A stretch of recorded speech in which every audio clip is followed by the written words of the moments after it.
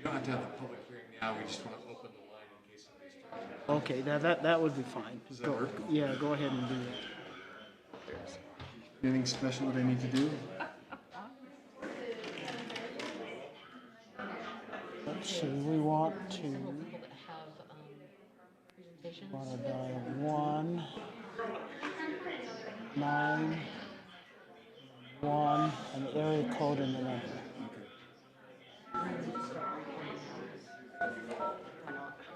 I've already started streaming. I can start.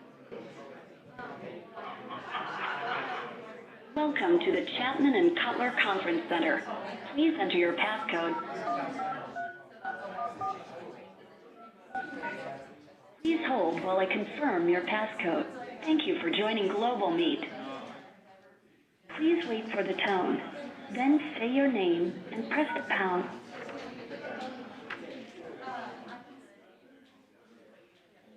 When you hear the tone, you will be the second person to join the meeting. Joining the meeting. Chris, are you on? I'm on, Ryan, thanks. Perfect. Great, thank you very much. I don't know if you want to mute it for that. Well, no, because they'll need to listen in on the meeting. Say that they're welcome to listen to the whole meeting here. So, Thank you very much. thank you. Thanks. We'll listen in. I'll mute it on my end. I'm not sure if there's anybody else on. Is there anybody else on from the public? All right. Well, I will go on mute and listen in. Okay, thank you. Thank you.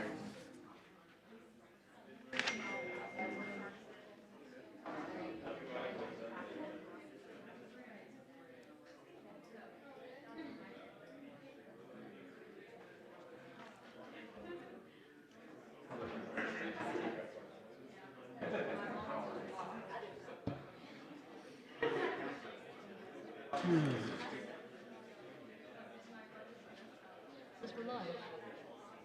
What connection? I might not see you.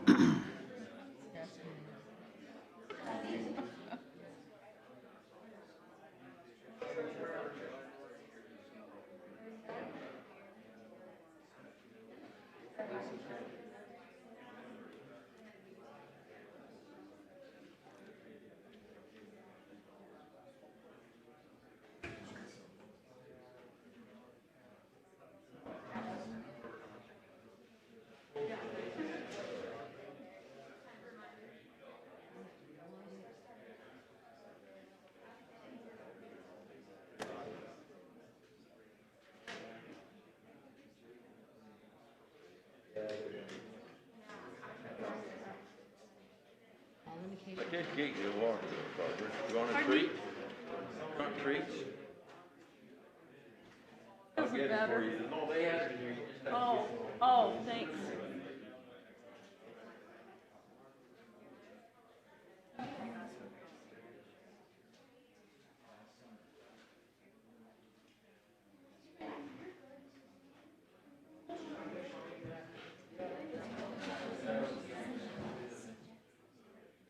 Thank you, John. I did just wash my hands. I'm not worried. Thank you.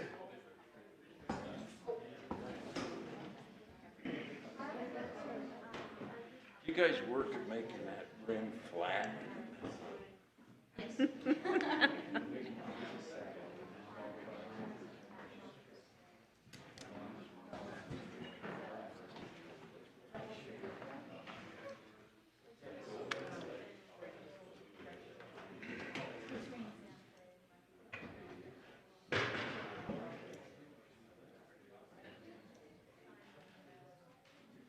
Looks like to me, you guys should have worn a different color. Look, if you just would have worn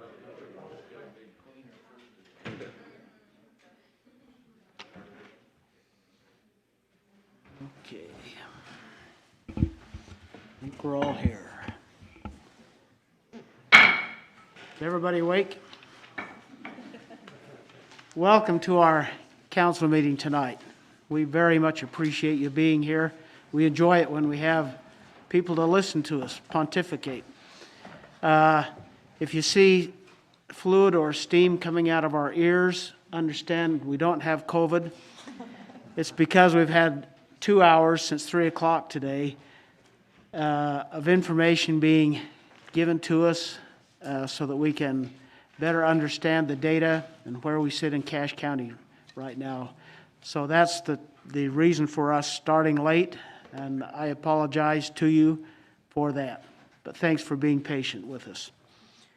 We'll start tonight with an opening by Councilman Zillis. I'd like to make a motion in the form of a prayer, after which we'll do the Pledge of Allegiance.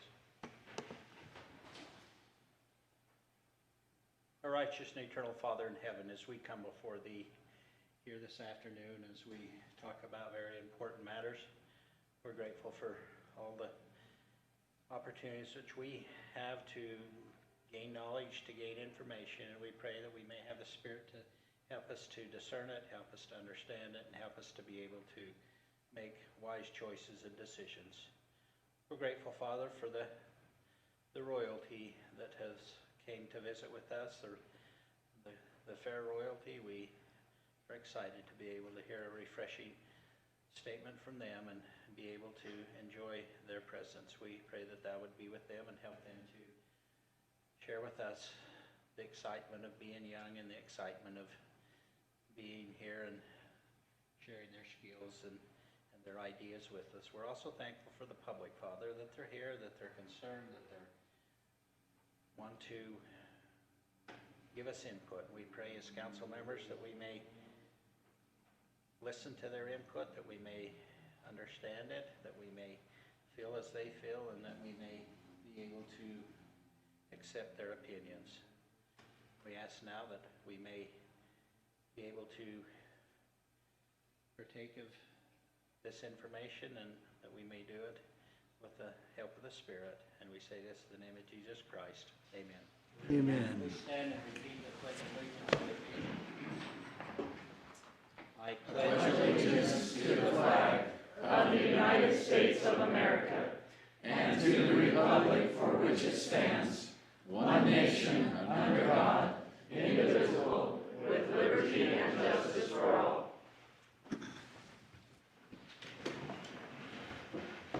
Thank you, Gordon.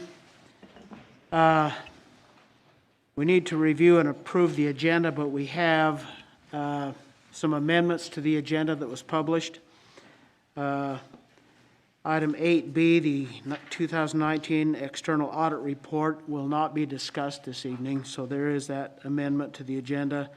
We'll also be moving things around a little bit as to the order we'll be discussing them, simply by virtue of needing to take care of some things that are more important.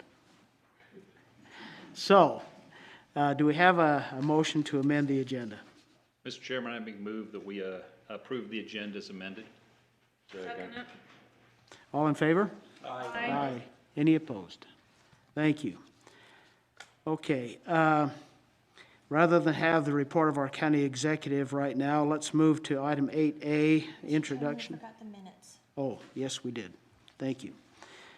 Item number 4, approval, review and approval of the minutes. I had 2 questions on that. One of the items was on a rezone. Barbara, I remembered that, I thought you voted no on that, and it had you voting yes. Do you remember? It was the one that we wanted a little more time on. I forgot the name of it. I did vote no on it. Okay. And so I asked that we amend that, and then also in the discussion about the going to green, I would ask that we include some of the comments from the other council members, because it just looked like it was a one-woman show all coming from me, and felt that the others made some really great remarks, and would ask that their comments be included as well. And with that, I would move adoption of the minutes with those 2 amendments. Second. All in favor? Aye. Aye. Any opposed? Thank you. Any follow-up to the minutes at this point? Okay. Well, we'll turn some time over now to our Cache County Rodeo royalty, which we're excited about. And let's see, procedurally, do we have someone to come up here and introduce them for us?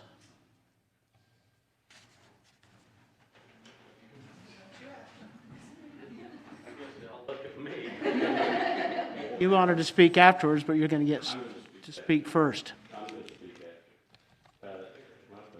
I'm going to have you just introduce yourself, all right? Where you're from? No, I want y'all right up here together. We actually want you over here at the mic so that we can all hear you. Okay, Come on, why don't you have them come over all here? right. So one at a time, go to the mic, speak in there, tell where you're from, your parents, and their role. They can't read your sign. And if you like to ride a horse. Then ask John how much he writes. I have one too. I am Aspen Hunter. I am the queen this year, and I am from Wellsville, and I am the daughter of Colby and Robin Hunter. She could almost speak in paradise. I don't have to move the mic. I'm Savannah Stratman. I am the first attendant. I am Lane and Natalie Stratman's daughter, and I'm from Youngward. Do you know where that is?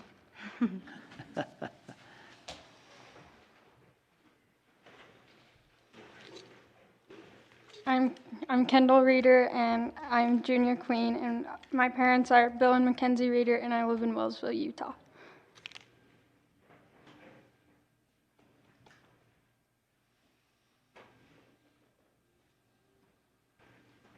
Hi, I'm Greenlee Christensen. I'm from Mink Creek, Idaho, and my parents are Carrie and Lacey Christensen.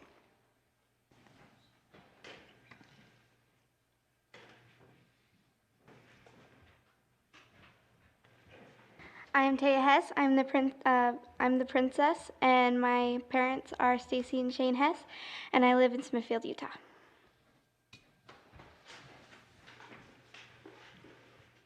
Okay, thanks.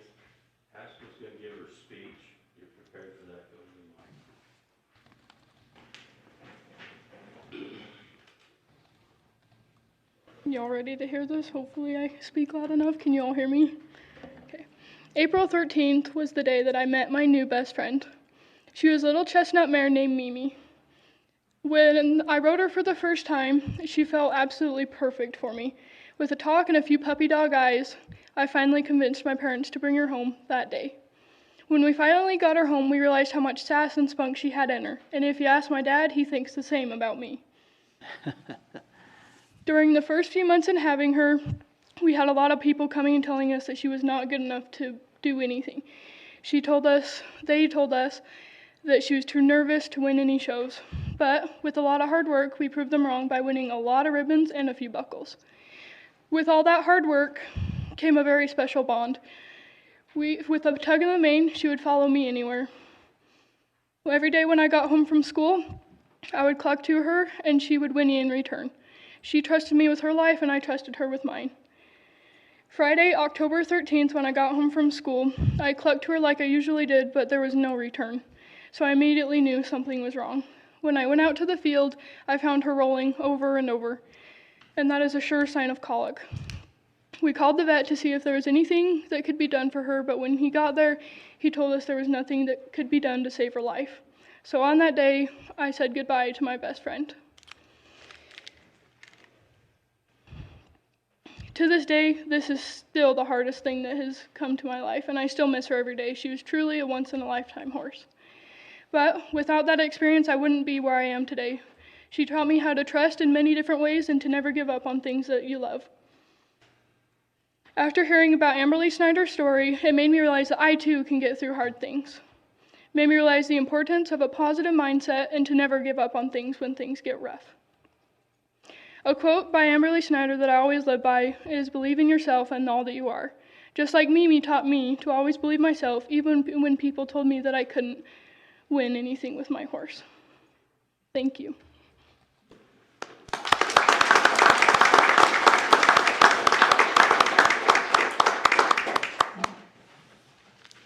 Do you have any questions? I wouldn't want them to not be able to answer a question. Council, any questions or? Look at this. See your face. Yeah. Boy, talk about brightening up a council meeting. Thank you for being here so much. We appreciate all you do and the great example you're setting for other young people in our county. Thank you so very much. You look excited to represent Cache County. That's Yep. really special. Yeah, it We're always really is. excited when you go at a full speed around the arena and we get to cheer for the Queen and her attendants, so. Yep. We're looking forward to that. We've been pinned up long enough.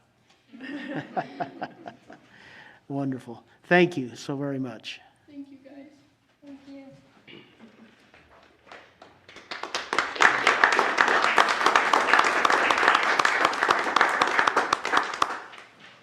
I normally always have something to say, but tonight I wanted to take a minute after, I'm so proud of these girls, Scott and Trish, that helped me, and Trish is like a second mom to these gals.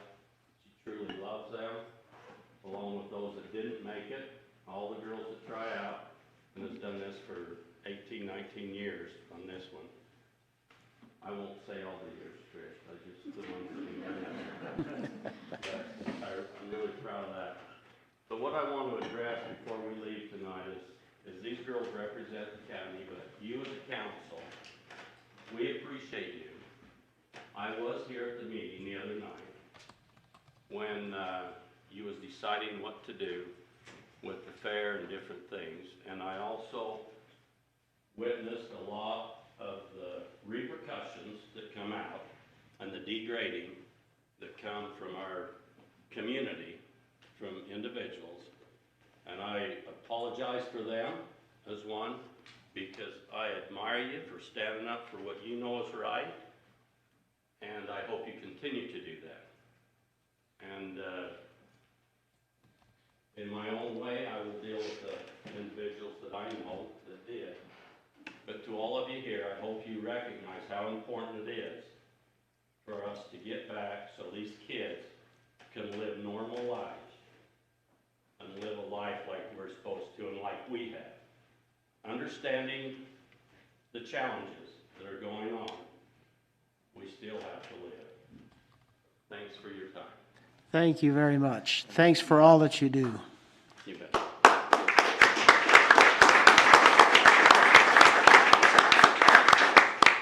Unless you guys want to stay to the entire meeting, I'd get out. You want to follow me? I'm going to go with them. Is that all right? Yes, that's fine.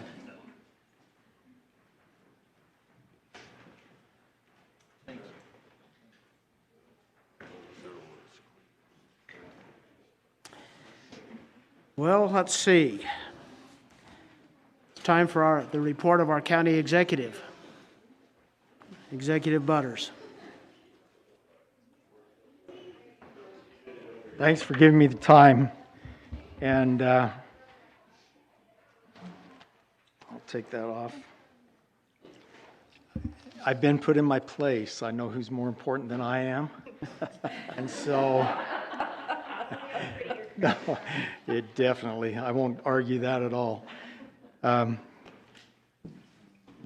was a great presentation. It's always kind of a highlight of our year, I think, when we can have the rodeo royalty here. For my report, most of the items that I could report on are on our agenda. A lot of those things have taken up a lot of my time lately. And being the chair of the Board of Health has taken up a lot of my time, and I'm not going to report individually on things that the board has been doing, but we have had a lot of extra meetings. Our county attorney, James Swink, has been very busy also as the legal counsel for the Board of Health. And so we continue striving to make the best decisions that we can with the data that we have, and that's what we will always strive to do. First, I'd like to just present to you for your approval 3 individuals to serve on the Cache County Drainage District number 6, the Board of Trustees. We are making an effort to bring all of our drainage districts up to date, And so that's going to be something you'll see more of here in the near future. Recognizing a lot of work that these individuals have gone to get us to this point, I would recommend that we approve Dennis Jackson, Jolynn Lyon, and Brandon Allen as the members of the District 6 Board of Trustees. Their terms will expire December 31st of 2023. Move to approve. Second. All in favor? Aye. Aye. Any opposed? Okay, thank you. Thank you. Financial reports have been presented, and they're available to you on the iPad that you have. And also, I would like to point out this time that the county has hired a new librarian for our county library.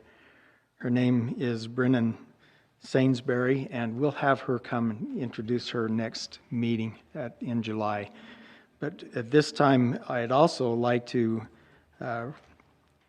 introduce you to our new Trails Coordinator here for the county, and her name is Carly Lanch. And Carly, would you mind standing and maybe coming up and just giving us a little bit of an introduction as to what led you to the point of being here at this time and place? Thank you.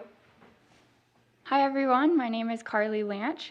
I'm Utah born and raised. I grew up in Park City and the Camas Valley. Utah State and the scenery has inspired a love of outdoor adventure and recreation, so I'm thrilled to be in this role. What's kind of brought me here is I went to the University of Utah. I studied urban planning and have since been working, excuse me, I don't have COVID. I don't think. Anyways, too soon maybe. But I have been doing outreach work for the Central Wasatch Commission, social media and community engagement, and I've been working for the BLM state office in recreation planning for a National Historic Trail. Fun fact, in Utah we have several National Historic Trails, but one is the Old Spanish Trail, which spans from Santa Fe to New Mexico, or Santa Fe, New Mexico to Los Angeles, California, and it's basically an invisible congressional line. So my role was to help bring it to life with signage and community engagement and getting sections that people can get out on the trail on. So I'm honored and excited to be a part of Cache County, and am looking forward to helping the county achieve its trails and recreation goals. So thank you all. Thank you. And let me just say that we're honored and excited also that Carly would apply for this position, and we look forward to many good things happening in the near future as we work to expand our trails. I'll just close with one thing that we've discussed last week was our RAPS applications, our RAPS awards, and I do know that Betty Weeks in our finance office has worked to put a lot of information together, and we'll have that at our next council meeting also in July. We can have further discussion about that. So, thank you. I'll answer any questions if you have questions that I could answer. Any questions for Craig? All right. Thank you. Thanks, Craig. Okay. We have a public hearing scheduled for 5:45, and I expect that our solid and green waste report by ESA is going to take longer than 11 minutes. And so, because we're not quite at 5:45 yet, let's, well, that's part of mine also. Yeah. Yeah, not much we can do.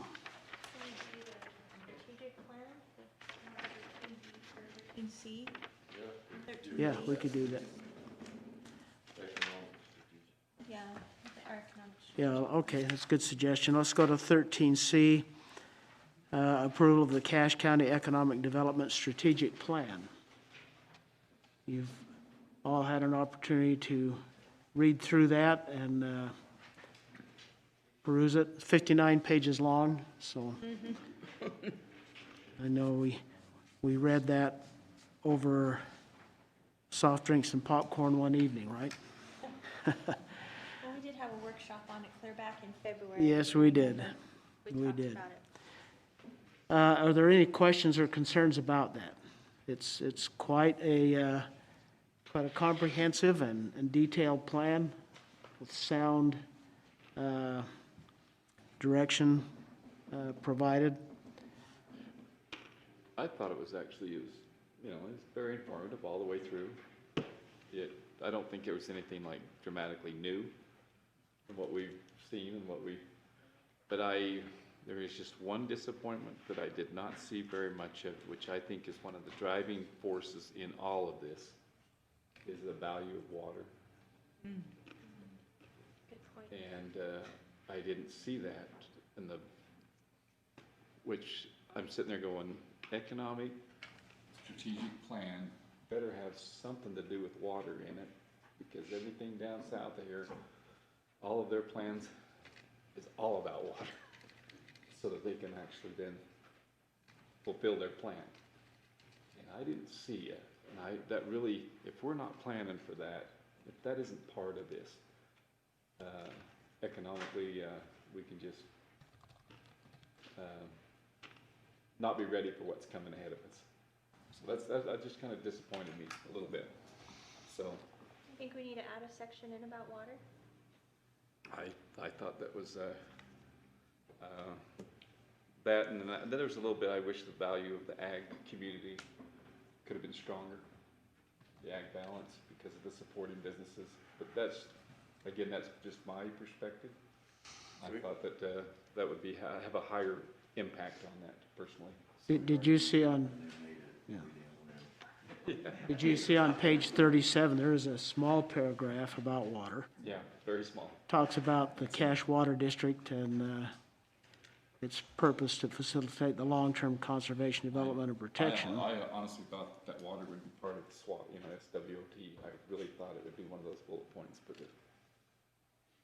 Problem that we have in Cache County is we've always had plenty of water, and you don't take the importance of it until you start to run a little bit short of it. Now our developers are starting to see that now, and so it is taking on a pretty importance now, but we aren't feeling it like they are down along the Wasatch Front. And so I think what you're saying is absolutely spot on. I thought it would at least be in the threatened or something, just because of, plans down the road.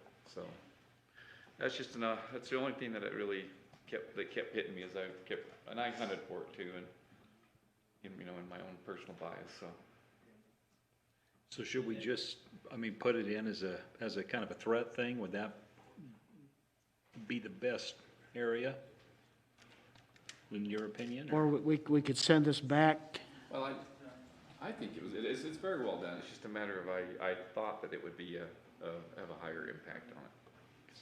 That is a good point. So. I think your point is very well taken, actually. And I would like to see it go back and have a section on water and the importance of it. And you could approve this here, and then that committee could still develop that later or something, or add to it later. That should be one of the very first things that's put in it. It should be in the original document. Craig, you got some input on it? Yeah, I know that the contracted company, Lewis Birmingham, they've done the work that they have been contracted for. They presented this to the council. We could go back to them and ask for a modification or possibly do an addendum to the strategic plan. But I agree that it should be included in there. I know as we moved forward with the study, that initially they had not included agriculture at all. Yeah, so we did exactly. make those recommendations, but there still could be more room for emphasis on water and agriculture. Yeah, our concern was there weren't many people on what they interviewed pertaining to agriculture either, but we can talk about their thing and just make it's our economic plan, we can add that. I mean, we don't have to. I have some PDF editing software. We can get it in pretty quick. Yeah. Okay, Just from an economic standpoint, what it contributes. okay. All good points. Thank you. Yep. Well, council, it's up to us to approve or not approve it as it is. As was pointed out, it's not necessarily a static document, it's more of a living document, and amendments can be made and adjustments provided, and it is our document to do with as we decide. Well, Mr. Chairman, how about I make a motion that we continue this till the next meeting, and then the folks that Gina and I, the folks on the council that are on the Economic Development Committee, we take this document, make those few adjustments to make sure the water is a big highlight, and we continue to shine a light on the agricultural roots of Cache Valley and make sure it's a strong component of what we do going forward. So we can make those adjustments. Okay, all in favor of continuation? Aye. Aye. Any opposed? Thank you, Paul. All right.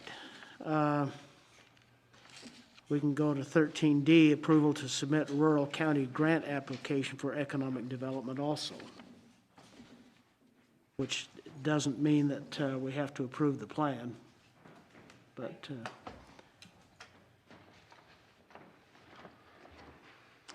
if I might just introduce this item real quick. In front of you, you should have a document that looks something like this. I put it on each of your stations during the break.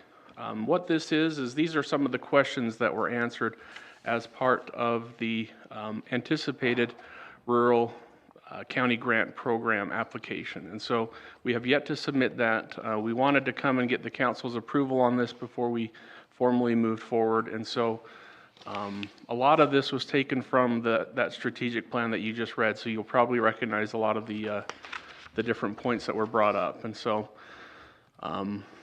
the deadline for this grant application, it's a soft deadline, but it was June 19th. It was last Friday, but we wanted to wait until we were able to bring that to the council and allow you to get your eyes on it before we move forward with it. So do you have any questions about it, or is there anything that I can answer? council? This goes kind of right in line with the plan. Most of it is just taken out and almost verbatim from the plan. I did editorialize a little bit myself, but most of it is from the plan. I know the established budget of 300 to 500K there is, that's quite a spread there, but I'm kind of wondering how big of the grant, you just kind of put it in, you hope to get as much as you can. So the grant, there's two parts of the grant, Part A and Part B. Part A awards $200,000 for each rural county. Those counties are 3rd, 4th, 5th, and 6th class counties. And so if you are a rural county, you can apply for this grant and get $200,000 up to that amount, whatever you request. Part B is a pool of a larger amount of money that you can submit applications for after this. And we were going to wait until the Economic Development Director. Our anticipated goal is to hire an Economic Development Director for the county. And so we were going to wait until after we hired that director before we applied for any further funding. Was the funding used to hire the economic director? Yes, the funding from the grant is to hire the director. Is that one time or is that? It's one time where there's no match. And in the following years, there will be up to 40% contribution match. And we've already started to identify some of those sources for that contribution match. So will that, on a lot of our budget committee work, we'll be able to somehow fit that to be able to get that within the budget for this next year? That match or? Well, I think, is this the 2021 grant? It starts, they'll award that as soon as the application is in. Move forward with it. So, but our match is going to be due next year. So we'll have to have a match ready for next year when we apply for those funds again. And there are reporting elements to it. They're going to track this, and they've told us that they intend to track this very,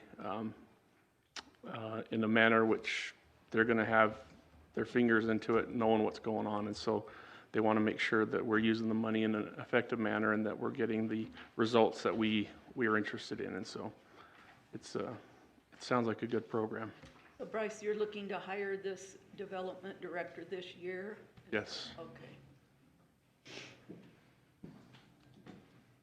I think in the long run, an economic development director is going to kind of pay for itself as we increase our economic activity and get those taxes coming back to the county. I'm going to make a motion that we approve the rural county grant application. We need to do an approval, right? Yeah. I believe we would like your approval of the application, yes. I'll second that. Turn it in. Okay, motion's been made to approve the grant application for economic development. All in favor? Aye. Aye. Are there any opposed? Okay, thank you. All right, it's time to move into our public hearing. Resolution 2020-13, TEFRA IHC Health Services Incorporated.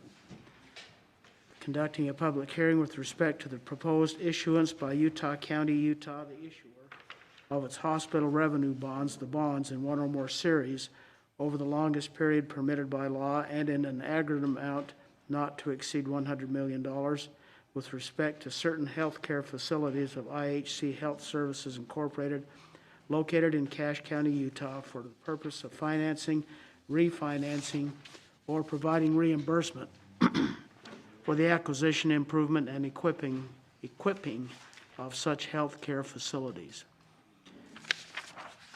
Okay. I don't know too much about this. And I don't know if anybody else here in the audience does either. Is there someone who can speak to this and provide us some additional insight?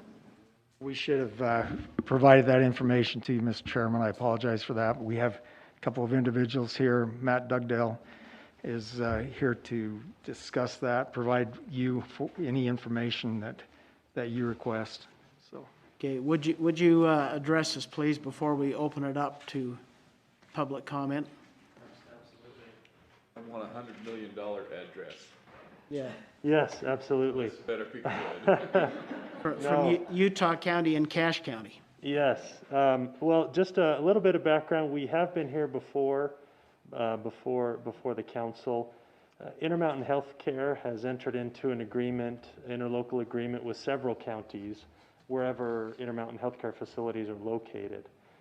Utah County is the designated issuer of bonds when Intermountain Healthcare is issuing bonds for tax exemption to access lower tax exempt interest rates. Wherever proceeds of those bonds are to be spent, it's required by the Internal Revenue Code that a public hearing be held, and that's the purpose of this hearing tonight. And there will be also an approving resolution for the bonds. Again, Utah County is the issuer. It's a pure conduit, and Cache County has done conduit bonds before where for some charter schools and other things where there's full indemnification for the county, and there's no financial obligation, but you're giving this opportunity for the public to respond to this bonding as well as adopting that resolution to enable funds to be spent here on the Intermountain facilities up to $100 million. That's happy to answer further questions. That's 100 million aggregate, not just Cache correct. County. Yeah. Right. Are you building something in Cache County? No, these proceeds would go to improvements at the hospital. Improving the hospital here Yes. in Cache, not Utah County. In Cache County, right, yes. There will be components, other monies for the new primary children's in Utah County and otherwise, but. So when are you not building something? Well, that's a good question. That's it. what improvements have you identified that you would like to update the hospital up here with?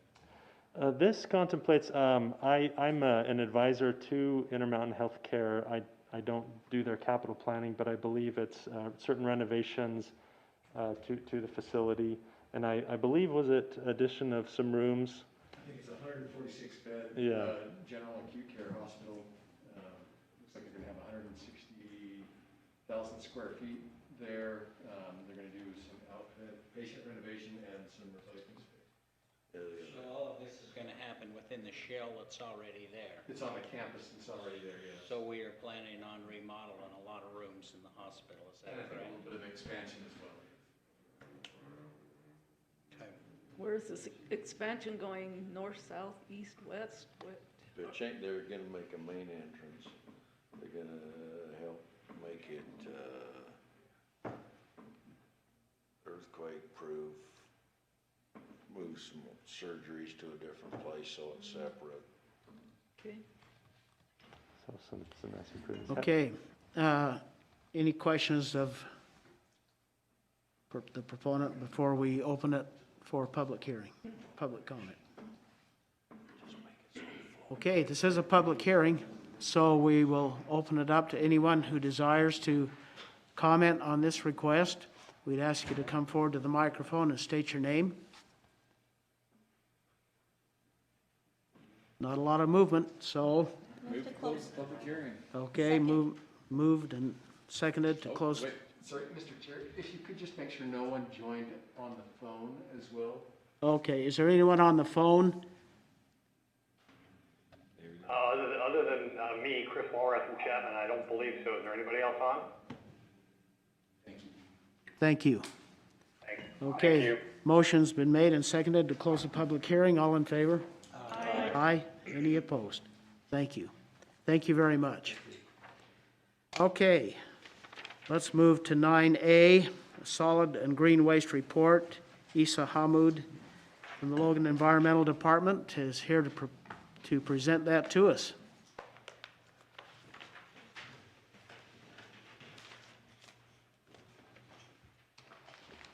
Welcome, Isa. Thank you. Good evening. You look very handsome in your mask. Matches your shirt. Yeah. Can I put this in here?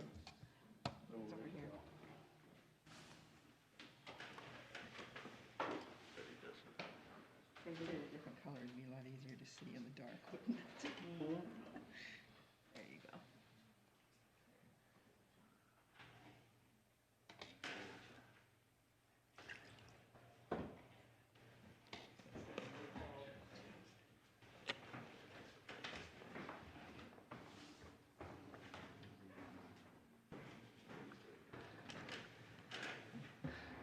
What I'd like to do this evening is to give you an update of the solid waste services we provide countywide. And then later in the presentation, I'll talk about green waste. So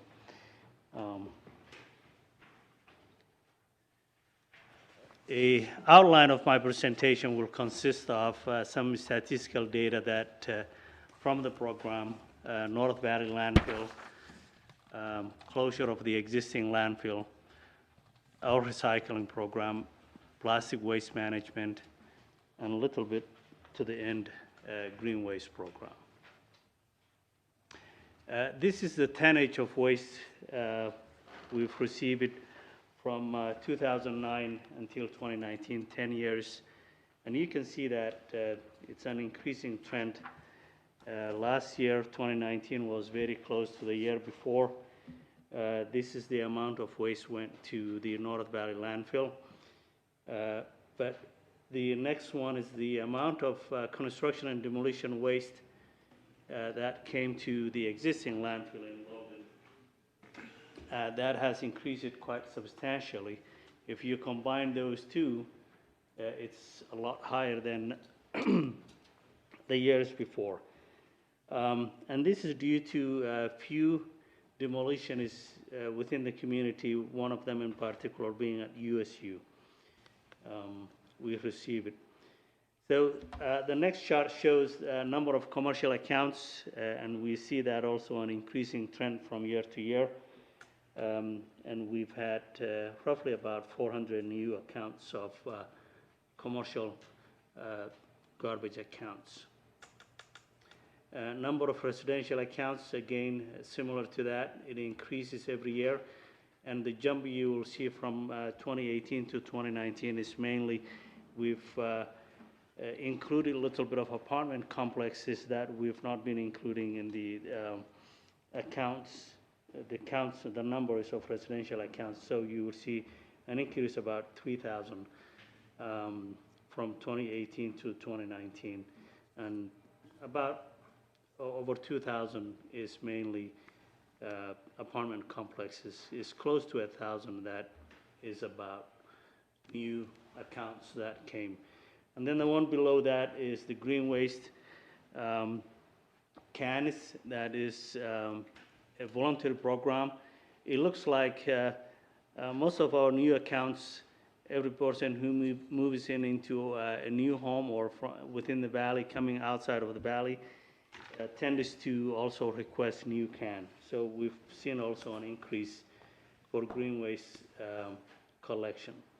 This is our budget. Later on also I'll go over a little bit more information.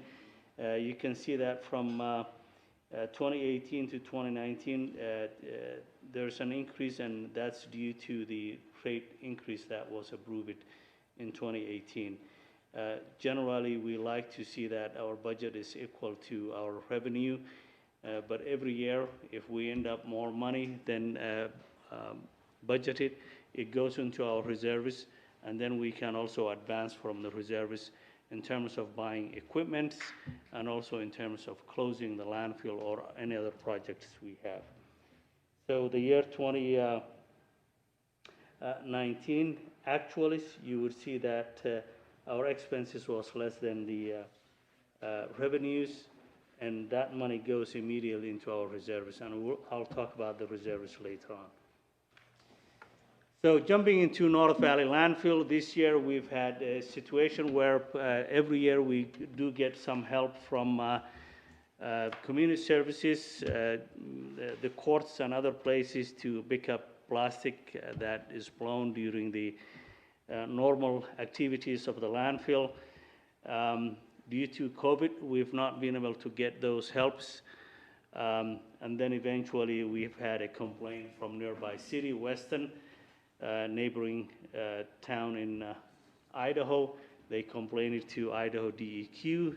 They've identified some things that we need to do, and they suggested that from here on, if there's a wind blowing, that we stop activities, and we've implemented that immediately. They also suggested that we've made some changes in our litter fences that I'll show you later on, and also alternative cover methods that we can use, and we've hired a consultant to help us do that.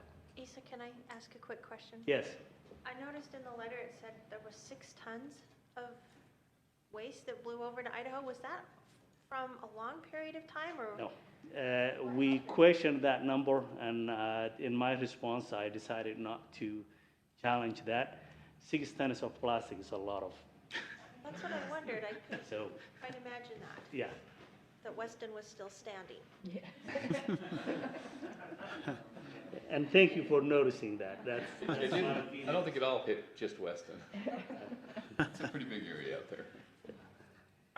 This is our existing landfill, and the area you would see that yellowish green is the area we want to close this year. That is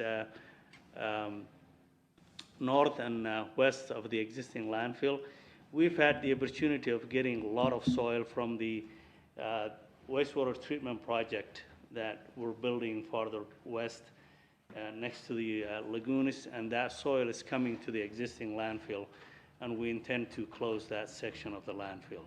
We will continue to use this landfill for construction and demolition waste, and also in case of bad weather conditions, as we talked about, in case there is heavy wind, that kind of things, we'll use this landfill. All right, green waste drop sites. We've had few challenges on green waste drop sites, and those challenges stem from commercial landscape uses, overloading of the bins.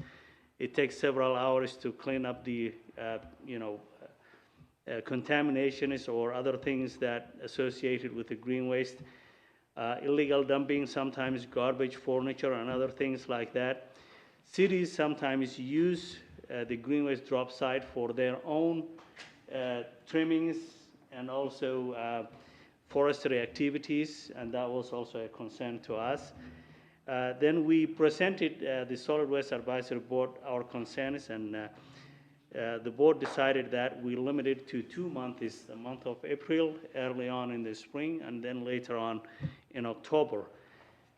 Boy, after we implemented that, we've got a lot of phone calls and concerned citizens calling us, and they indicated that they want the program back and continue to year-long. So we've reconvened it, and we have that later on. I'll present it to you. This is a good example of contamination of the sites. Again, this is also another one. You cannot even see the bins, but the bins are in there. The containers we delivered are in there. And this is the day after we've cleaned it also. So anyway, our recycling program, I'll come back to the green waste, have had some challenges. As you all know, that recycling went down in the last few years, the activities, but we still continue to get $8 per ton of the curbside material we collect. However, the cardboard material that we used to collect from businesses for free, and we've had also containers in Walmart and other places for people to dump in, we've not been able to get rid of those. But some businesses eventually decided that they want to continue cardboard recycling, and they're paying for it, for us to engage and collect that. And we're thankful to that they're willing to do that.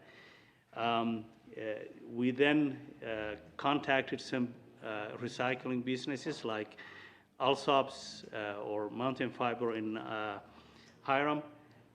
We've been paying them $5 per ton to take that material rather than put it in the landfill. But this year, we've started getting $5 back from them. So that's, again, these are the revenues we've been getting from recycling over the years. Okay, the next step is plastic bag management. That you've heard a lot about it, and we've had a lot of discussions about this last year. I just want to report that this program is on hold, even though Logan City have made a decision, and we've decided to also go back and re-engage that in a different way.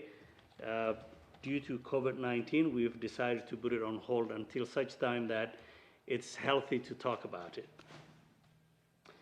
Here is North Valley Landfill, and what you see towards the end there is the fence we have.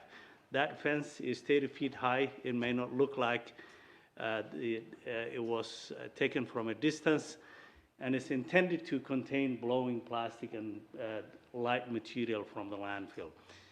And the incident that happened this spring was as a result of this even existing at the landfill. So it was beyond our abilities to contain it. This is also another fence. So we have two fences actually. This one is the farm fence that we have on the property perimeter, and the other one is closer to our working phase. So I'll jump into the green waste unless you have a question so far. And I'm more than, yes. Fences, how effective are they? 20 feet high is high, and we know that plastic will hit it and they'll capture it. Here we got a lower fence. You can Yes. see a blue Yeah. that has blown through it. Mm-hmm. Does Weston have any basis for saying all that's coming there with those fences still being up? You know, we know that the farmers immediately north of us are impacted, and we have very good relationships with them. They call us when they see something, and we respond to it. We're somewhat surprised to the fact that this complaint came to us. So, but we're doing the best we can. And based on our cleaning efforts, we we're not sure the information presented to us is indicative of the situation. I mean, those fences are generally fairly effective. Yes. Sometimes, however, the wind changes directions. And our fences are directly north of our working face. And if it changes, we see to the south, and that's within our properties. So do we have plans of putting a fence to the south as well? We're going to put also a weather station there and monitor the wind and see wherever we need a fence, we'll put a fence. I mean, I don't think anybody would like to have garbage blow. I mean, I'm a farmer out there and I've got lots of subdivisions around my land, and it's unbelievable the amount of plastic and the amount of newspapers and all that kind of stuff. Not so much newspapers now, but magazines and whatnot you felt that are blown out in the field. Lately, a lot of them say Amazon on them too. Another thing is that has nothing to do with this discussion, it is just terrible around a construction site with how much. We hope we will be able to address some of these in our plastic management plan, which is to ask the citizens to contain these in a way that they are going to be tied together rather than so light that they will just blow. And if we can get the education out there to the citizens and businesses, and you can see here that most of them are blue. And trust me, we can identify that business. So those are the kind of things we hope to address in the plastic management plan, to get back to these businesses and ask them to tie them together before they put it in the garbage. And we can do that. Okay. Green Waste Program, as I told you, due to public interest, we decided to revisit our decision and look into ways we can continue to serve the public and improve the program. So what I would like to talk to you about is the green waste collection and the composting facility, both of them, and also the products we generate, as well as the service area growth. So the Green Waste Program historically was, established in 1990 and improved in 1993 and 1994. So it's roughly, 30 years old almost. So, and operations plan was obtained in 1995. And then countywide drop sites were created in 97, 98. And eventually Logan City decided to remove its drop sites 2006 because of messy situation is similar to what I have showed you, and there, Logan City being an urban area that so close to homes. Finally, it came to the point that it was better to remove, and Logan City citizens will take to the landfill if they want to get rid of their green waste. These are the equipments we have at the green waste, and they're quite expensive, a lot of them, and I'll show you what the cost is on some of these equipments. The one to the top on the left is a grinder, a screener, and loader, 2 loaders you can see there, and then another screener, and then windrow turner is what we have. It's roughly about $2.4 million equipment is what we have there, and the replacement cost, annual replacement cost, is $216,000 per year is what we set aside just to replace this equipment. The facility's operating cost annually, this is in addition to some of the other things that picked up in the garbage collection fee and all of that.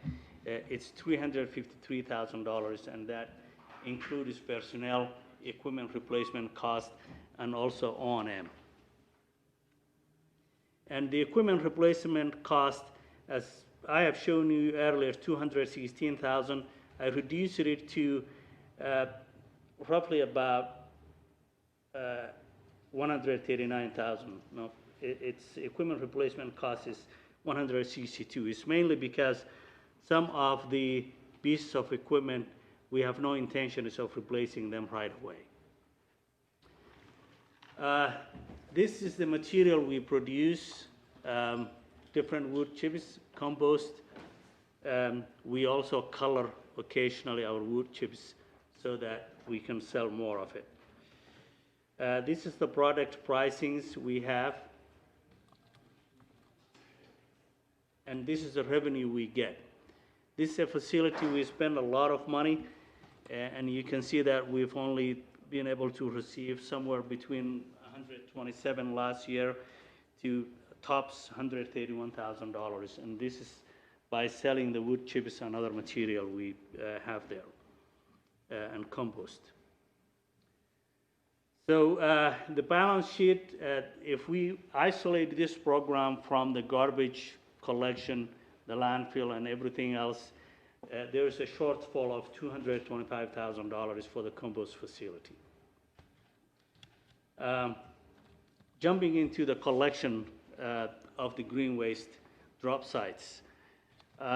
We have somewhere between 15 to 17. There are 2 drop sites that sometimes come, sometimes they are not serviced, depending on how the city feel.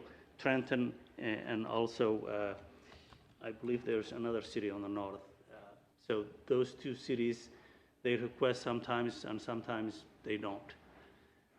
Number of trucks, minimum 3 people, and number of personnel, 3 people. Now, at issue is the trucks and the personnel.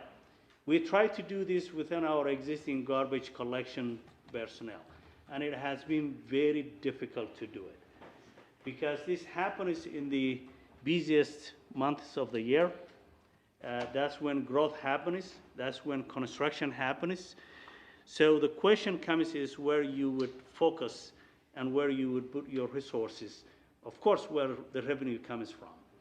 I'd rather send it to construction and demolition site, my truck and my personnel, than the green waste drop sites that generates no revenue.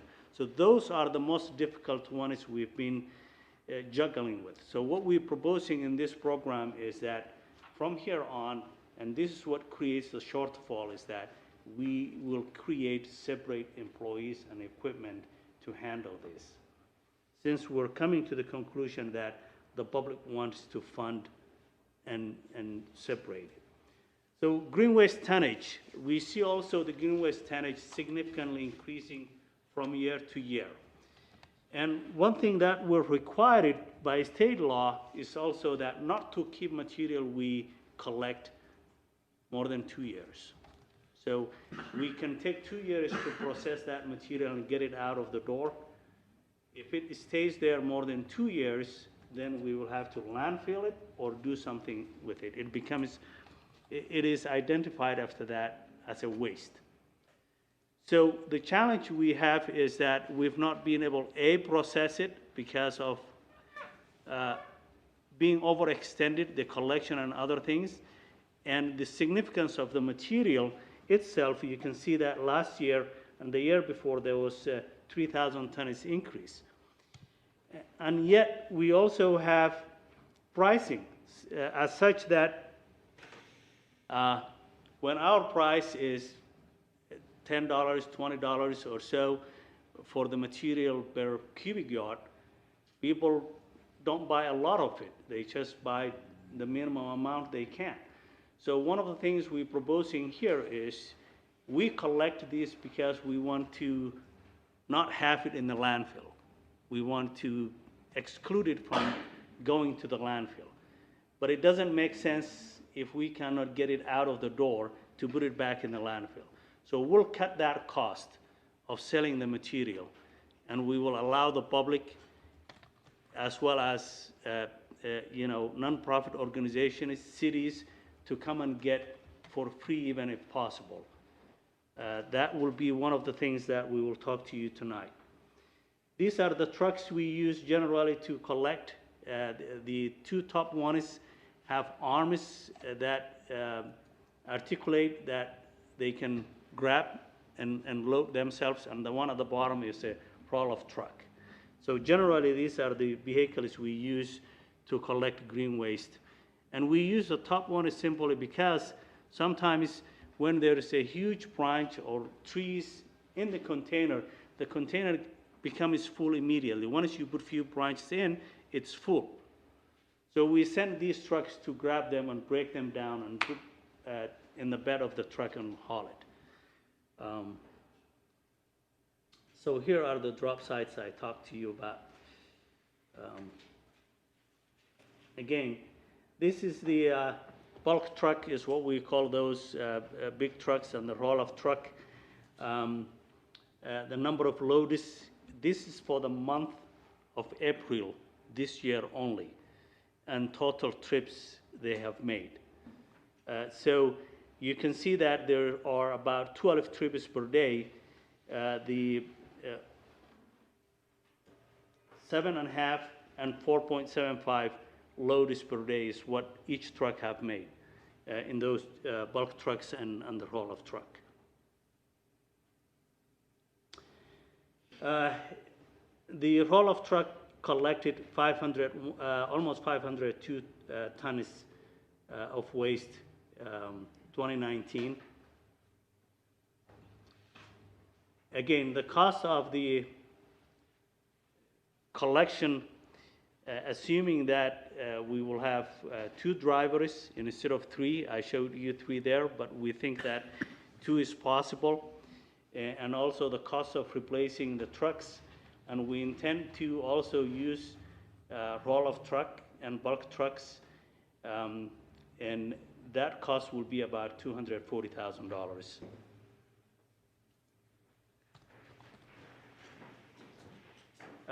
This is again the green waste cans. You know, after we've stopped picking up from the cities in April, the request increased, and these are the communities I've shown here. Over 400 containers were requested. But then again, what we collect from the drop sites is not the same as also what goes into the green can. They're different. Question, Isa. Yes. How does Logan City deal with this? In terms of, Do you have green waste cans in Logan City, or are those residents all required to haul their green waste? a lot of them have green cans in Logan. So, They pay $5. so they do pay $5. They can order a big container and really put a bunch of stuff in it? And they pay for that if they order separately. But they're welcome to take it to the landfill also. Is there any green waste or material that Logan City picks up for free and hauls it? The street department of Logan City provides one-time spring cleanup. Do they do a fall leaf cleanup? It seems to me like. They do occasionally that too, yes, but it is not us. We don't provide that. Residents in Logan rake the leaves to the curb, and then there's a sucker truck or something that comes in and Yes, and that is, vacuums that all up. yeah, that is done by street department. Again, number of residential accounts, 41,000 accounts, and 7,000 of that, in addition to, is green waste. So based on the numbers I've provided to you, if we were to provide this service to provide ample equipment and personnel for the compost facility, it's about 45 cents per month per household in the entire service area, including Logan. And then for the drop sites, since Logan doesn't have drop sites and they're not interested to have, it's outside of Logan, it's about 9 cents per month per household. And we're providing also to you 3 different alternatives. Alternative 1 is keep it the way it is, 2 months a year, the month of April and October. and cut the compost cost, fund the compost program, that's 45 cents to 50 cents. But keep the funding, the drop site pickup the way it is. Alternative 2 is provide 1 to 2 monthly services. Let every city make their own decision what they want and have them pay for the extra services they want. And alternative 3 is provide season-long, as we've been doing before, and go back and pick up from April to October. So again, these are the pros and cons for alternative 1. It's least expensive, the month of April and October. The service is not adequate. The public wants it. That's what we found. Alternative 2, again, the cities have to pay. That's one downside. It will provide sufficient funds for us for the compost facility. But then again, if one city decides to do, the next city next door doesn't want, they don't want to do it, what prevents the person who lives in Hyde Park to bring their waste to North Logan? Nothing. The same is true in any other city. So based on that, alternative 2, it becomes very difficult to engage and implement it. So alternative 3 is going back to what we've been doing for 30 years and continue to provide that service and provide the funds required and fund the program. So comparison of option 1 and 2 based on if every city decides to do their own, assuming that there is one city that has perfectly 10,000 population and that there is about 3 people or so live in every household, the cost is going to be the same to the $1 per month we're proposing.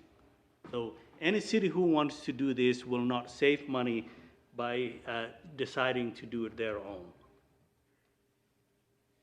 And I also provided you a handout, and we surveyed and called other cities in Utah, in the Wasatch area here, and we didn't find any city that provides similar to the services we provide when it comes to green waste. So our conclusion and recommendation is to fund alternative 3, which is also the alternative that approved by the Solid Waste Advisory Board that has about close to 10 mayors, I believe, on board, and the county executive, Logan City Mayor, and other professionals. And 50 cents for everyone in the service area and $1 for the communities outside of Logan. So the proposal is that, and I've provided you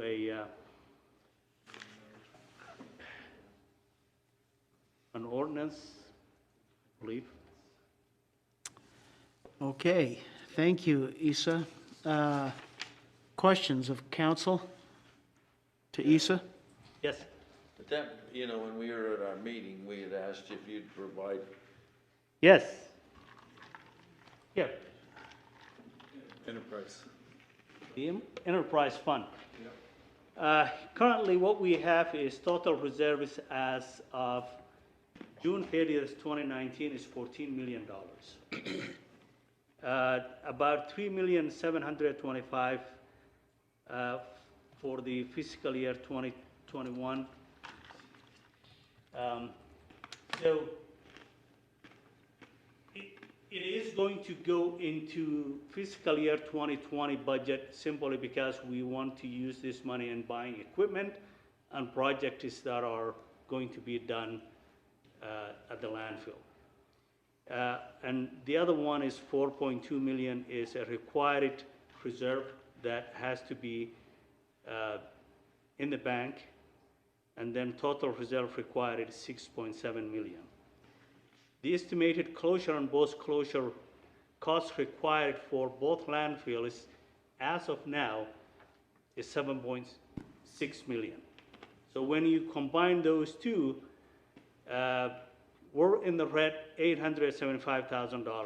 But that number changes from year to year, depending on where we end up, number of equipment we purchase, as well as projects we engage, and how much we advance from our reserves to buy equipments. So it's misleading to indicate that there's $800,000 in the red. Next year could be in the positive. Yeah, 'cause if I looked at it, I'd say there was 2.5 million in the positive before you started doing the other things. Yes. Isa, has this been discussed at length in the Mayor's Association, and what was the response, and how much support have we got? We're making decisions for the mayors that are actually closer to the people than they are. What are they telling us? I was not at the Mayor's Association meeting. I believe Craig was there, and he might be able to have an input to that. I was just gonna, do you want me to come to the mic? Yes, please.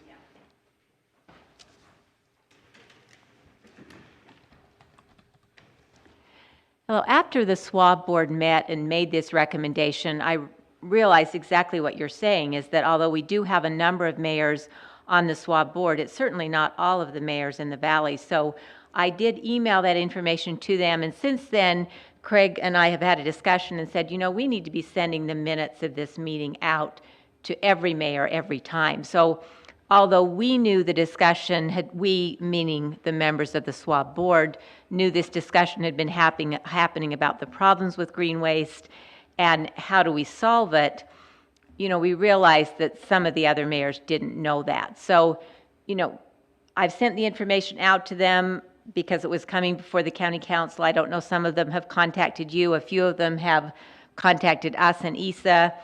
And, one was just about to sign a contract with a private business to handle it.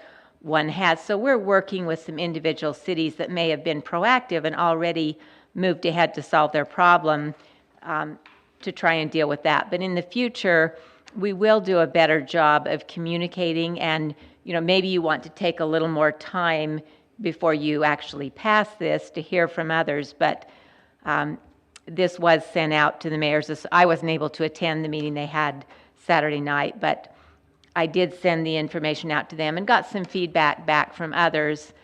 And again, that, some of them didn't know about it, about the long term. And the discussions have been happening at SWAB for, since last fall?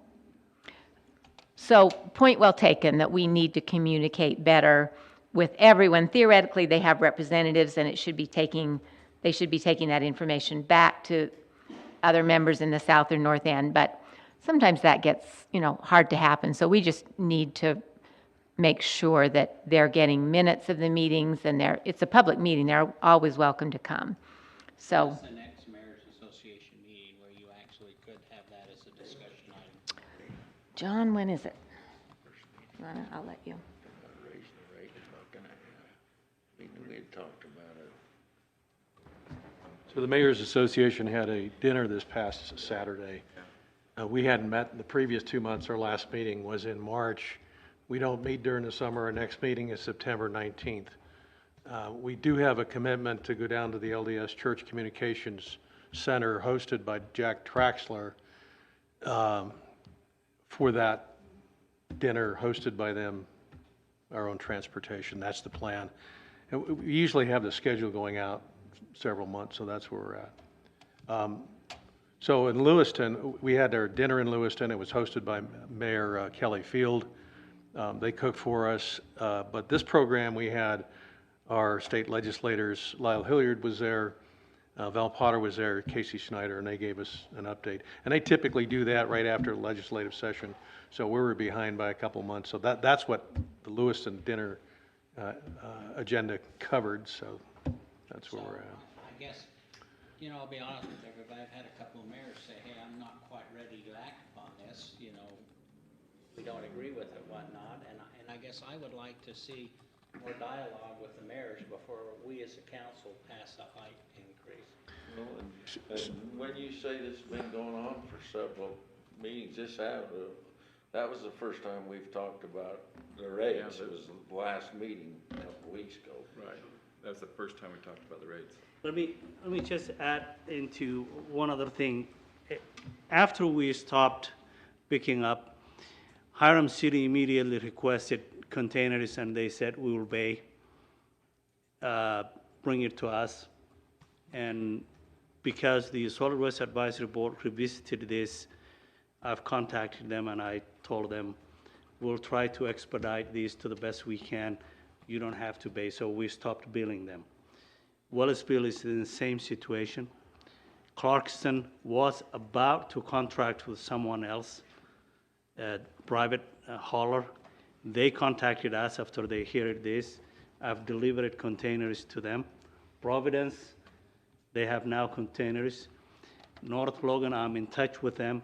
So most of the cities actually were going to do, in fact, Newton, we're in discussion with them as well. They were going to pay themselves to do this because the program was so well received in the community that they just could not resist.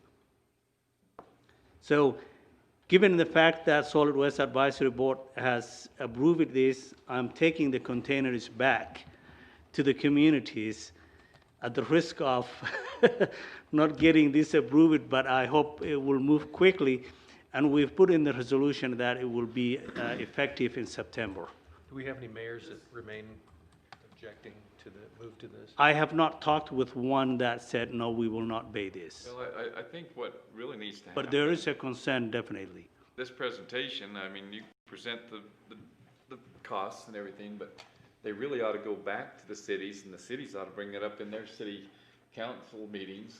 They need to present it, and they need to have some sort of even a public meeting there, or some dialogue that, lets them know that, hey, there is a tax coming on you.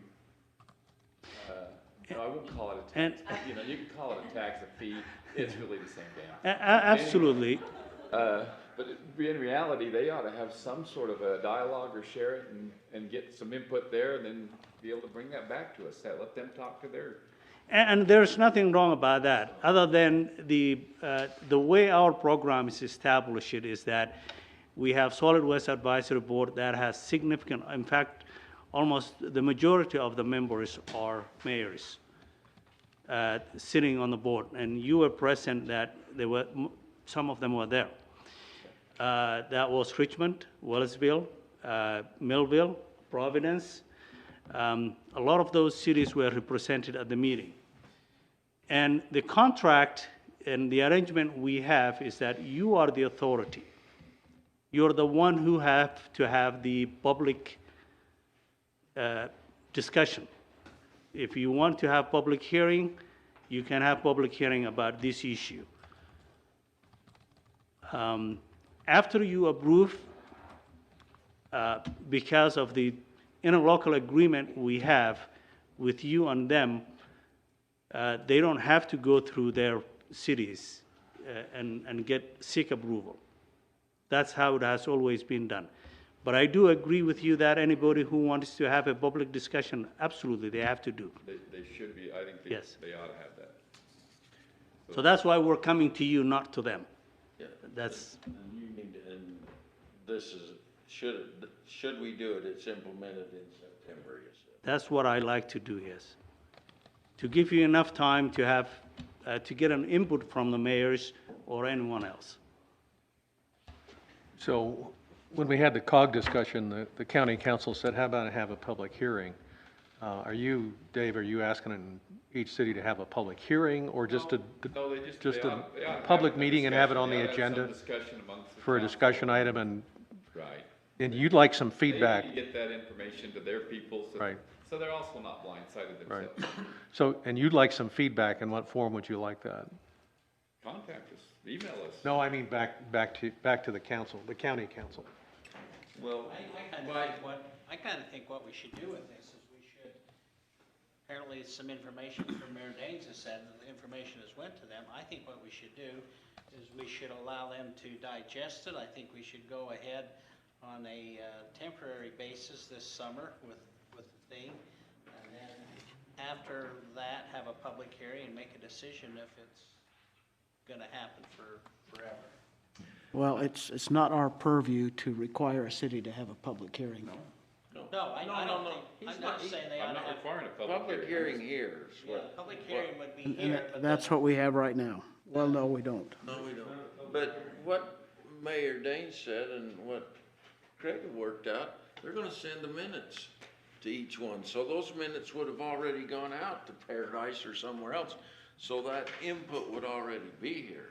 Right, and that's, In the future. right, and I did send it out last week when I thought, this is coming to county council, they need to know so they can provide feedback to you. So this PowerPoint was emailed to all of the mayors, when last week? I mean, that's not a lot of time, but, so they have at least seen all of the information you saw, certainly not the supporting dialogue, but, because I was encouraging them, it's like, this is coming up, you know, make sure you contact your representatives or know that's coming. But they wouldn't have met someone. Right, in that interim. So Issa's presentation here went to all of our council members in Providence. I don't know what the other cities had done. Our council members are unanimously in favor of it, and we want to promote the whole idea and the recycling of the green waste back to our city as well. Well, all farmers are in favor of it, because when you quit doing the bins, then it shows up in our washes.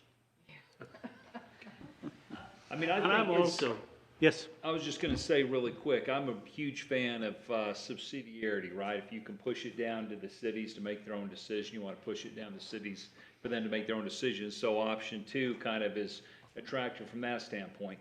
But at the same time, with this setup, having experience myself, there's a lot of freeloading from different cities. So cities can't control it within their borders necessarily, so I can see why option three is probably the most ideal thing. But that being said, it would just be nice to have each city come back and say, hey, look, we know there's a freeloader problem, but I'm still one out, and we're gonna manage it ourselves through a private contractor. It'd just be nice, once we sent this out to everyone, to get that feedback from the cities. And it doesn't have to be public hearings, but at least be nice to know that, hey, we've got a few cities that just completely don't wanna participate, and then, okay, But they will pay. either way, yeah. Yeah, I mean, they say they don't want to participate if they. They're gonna pay no matter what, You know, but if this passes, they cannot participate, but still in paying, they'll still pay in the fee. I think there are a lot of people doing that with garbage collection, don't we? I think we should table this and then put out a date of when we're gonna revisit it, and then invite comment from whoever would like to come. Well, yeah, I think we probably need to have a public hearing and notice it as such. I mean, if mayor's just got this, you know, a week ago and stuff like that, we really, to be honest with them, we ought to give them a chance to digest it, to talk with the other individuals that are involved in their cities, and come back with an opinion.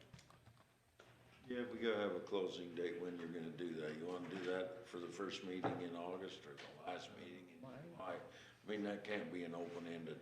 No, it needs to happen, it needs to happen, I'd say within 30 days. I think that first meeting in August at the latest, I'd go second meeting in July, first meeting in August should give them plenty of time to have all of July to get it through their council meetings. That gives them time that they would, even in their newsletters, they could send some information out within their newsletters, put that out to their public and inform them. I mean, I live. Here's an opportunity to pay, you know. I live right by the site where Nibley does theirs, and somebody's gonna put that picture of that being overwhelmed, I've seen that, so it's very much a thing that the we don't use it. We gotta, you know, if you're gonna do it, you gotta have paying for that collection and whatnot. So, I think that's just, pay for it. I don't like to raise a tax without them being able to say they have an input. Well, why don't we, to move this along, why don't we, Janine, if you'll put on the agenda for next time, setting a public hearing for this item, and then let's look toward the second meeting in July. August, you mean? July. Second meeting in July. For the public hearing. That's about 30 days to get the information out within their newsletters. Yep. And they can talk about it in to some of their city council meetings, whatever they want. We have our public hearing, and we can address it that last week of July. Okay, I agree. Is that enough? Second meeting in July. Would that be enough time Yeah. to? Go ahead and just. Okay. Give them enough time to nurse I think so. Yeah. Well, we don't have anything then So to, that process do? Oh, yeah, second meeting in July is fine with me. And as I said, from the beginning, this was driven by mayor's request. Not all of them, but significant of mayors talked to me. And I think it's just fair to get feedback from them to you. And I'm going to call those, in fact, ask them to contact you so that this moves along. Because I'm going back and starting to pick up the waste from their communities. As I told you, I've taken it to Clarkston, Hiram, Wellsville, Providence, in discussion with North Logan and Newton. So most of them will definitely be willing to talk to you. Like there's a lot of demand and a lot of interest. Yes. You know, Providence has said, and said Hiram said that they really want it. Yeah. So, okay, let's proceed that way unless somebody has a better idea. Okay. Clear as mud, Janine? Okay, good. All right. Let's move on then to the public hearing that was supposed to start at 6 o'clock.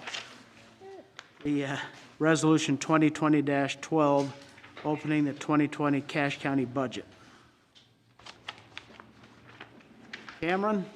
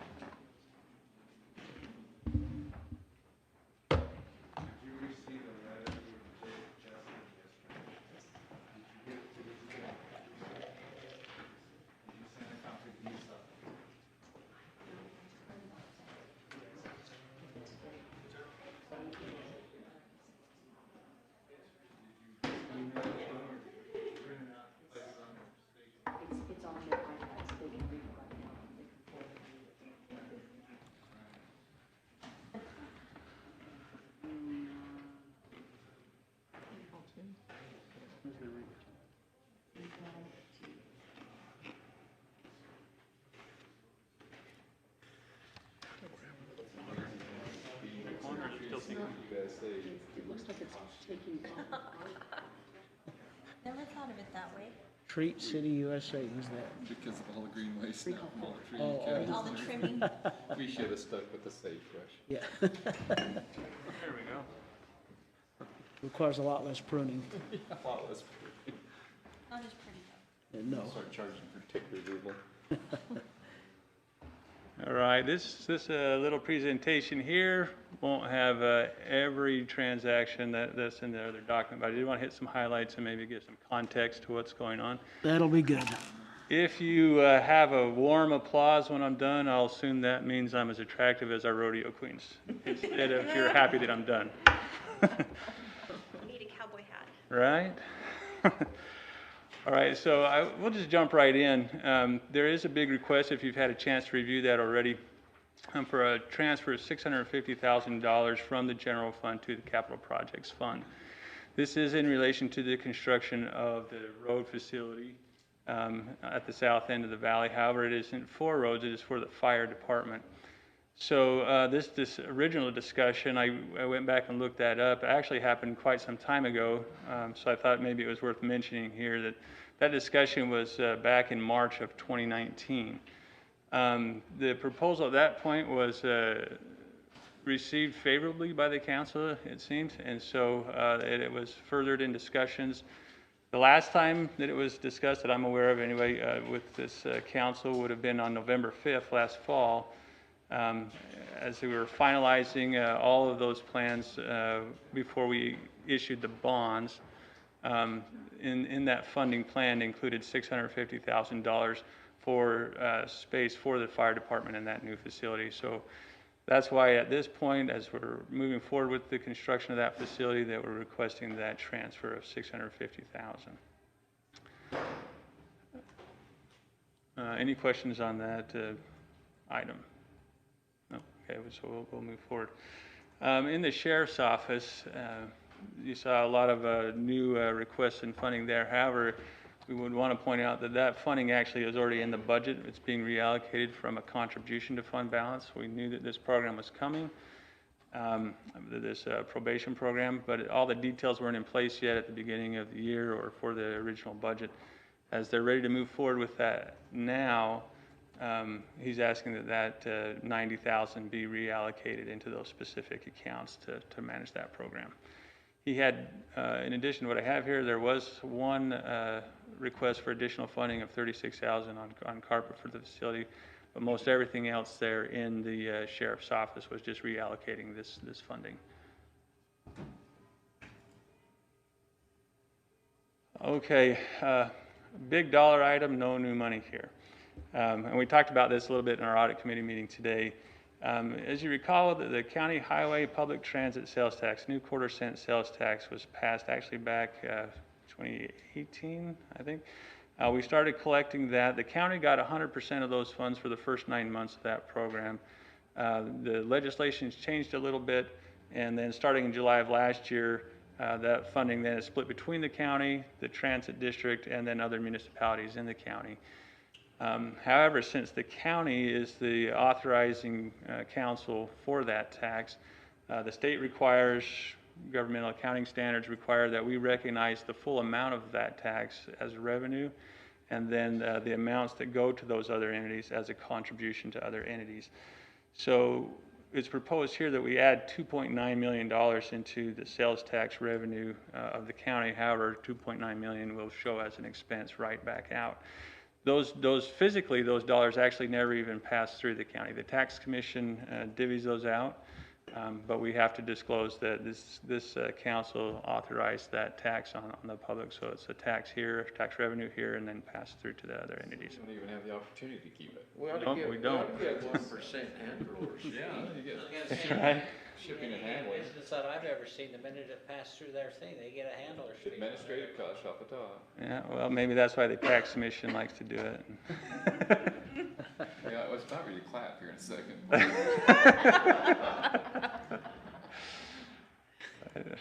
Okay.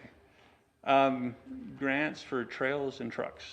So we have a few different trails grants. You can see the total there is $362,000. This is new money coming into the county, so this is actually good news. And it looks like our trails coordinator's gone at this point, but these are funds with specific trails in mind that have been worked on and are coming now to fruition. So it's great to see this revenue come in for our trails program. In addition to that, we anticipated, but we're 100% sure that we'd receive an EPA grant for trucks for the road department. Those two things don't seem to always go hand in hand, but the angle is clean air from newer vehicles. And so we appropriated actually for this purchase out of county revenues, hoping we'd get the grant. We did in fact get the grant, so we're reducing county revenue spend and we're using the grant money instead. John? Yeah, how come that, you put that restaurant tax award of $150,000 under trails? Because that one is specifically for a trails award. I thought that was for match so they could get an easement. Well, an easement for a trail, so that's why I did that. That was the Gunsler. Yeah, I know what it was. Yeah. Is that a different understanding? That's the understanding I have, is the easement was for development of a trail. We actually have another $75,000 grant for elections, but trails and trucks sounded better than trails and elections, so I just thought I'd mention that instead of put it on the slide. New development services, as you're all aware, the development services program, as we knew it in the county previous to now, has been split into two divisions. One is our Public Works division, which takes on road, the vegetation management, and Public Works is what we called it before. It may be changed to call that engineering, but essentially that's the service that's provided, all headed under now what's called Public Works. The other division retains name development services, taking on zoning, building inspections, GIS, and trails. And in addition to those existing budgets, a new department budget was created for a development services admin. So there's a lot of transactions in this document related to that, but it's just shuffling existing funding around between all those departments. The only new money in that is a request of $40,000 for a new vehicle for personnel to be able to be out and about meeting those needs. And I had an email on that. I don't have it with me though. I don't know if maybe Chris, if you have questions, maybe Chris could speak to that. But that's actually the only new money in all of those transactions that you see for development services. Fund balance. Yes, out of the fund balance of Municipal Services Fund. Oh, okay.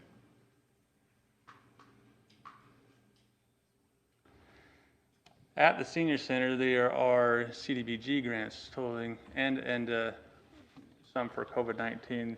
You'll see the CDBG, almost $160,000. We get a transportation bus out of this, delivery truck, and some facility repairs, as well as parking lot. Although in discussions with the director at the Senior Center, we're seeing that the estimate that we had for the parking lot actually is going to be quite a bit low. And so there'll be some continued discussions on how to facilitate the parking lot repairs. But these funds there are available for that. CDBG response was 38.5. Most of those grants are coming through Bragg, although Logan City did sponsor some grants through their CDBG program as well. And then we had a small grant from the United Way.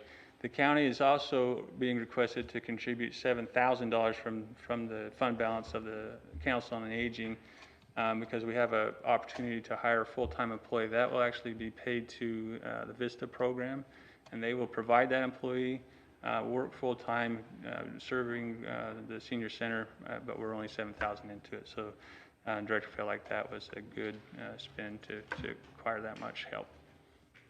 They pay all retirement, they pay. Right, it's a VISTA employee, won't be a county employee, so the total cost to the county is the $7,000. And then just a last note on that wraps and restaurant tax, just to kind of highlight where we're at with those awards have been made. And what we found, we did go and ask these entities, and maybe this is something that's being reiterated to you, that if they're having to cancel their programs for the season, or if they're expecting a lot less participation, could they withdraw some of their requests? Some did, but very few did. Most of them actually need that to continue operating through the year. And where they don't have a year to earn some of their revenue, they felt they needed their RAPS tax award even more so. So the total awards given by the council here is $1,092,000 in RAPS tax. Restaurant tax was $1.2 million.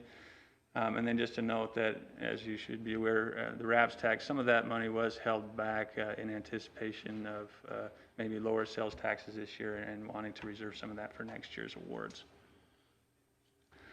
So having then highlighted those big items there, I do have the detailed resolution document. If you have questions on anything, please feel free to ask. Unrelated, we had kind of a plea from one of our presenters at our workshop about CAPSA. Do we do anything with CAPSA from the county? There is a grant, and I don't know if the attorney James is here, maybe you could speak. There was a grant that CAPSA actually had that we were partially involved with, but they were administering that program. So, so where does CAPSA get their money from? You know, that's actually a question we'd ask them what the original source was, and I don't.